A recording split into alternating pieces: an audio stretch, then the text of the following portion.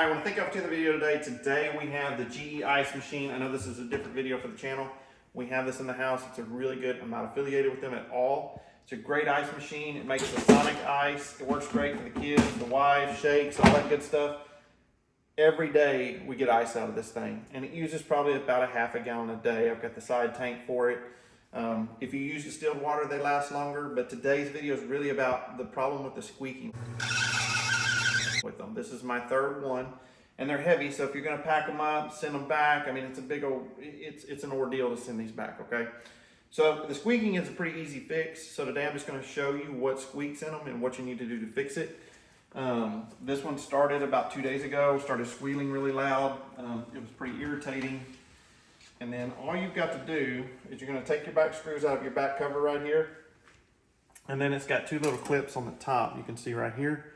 You just pull that down. Once you get the screws out, this back will come off. And then if you look right down here, there's a little fan motor right here. If you look right in here.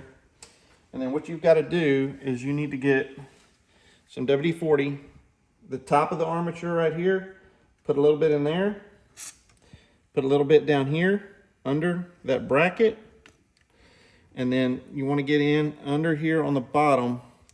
It's hard to see because it's dark in there, but you spray a little bit right there on that bottom bearing, and then just take your hand and just move this, and you won't hear any squeaks. When you do this before you put the WD-40, you're going to get a lot of squeaks.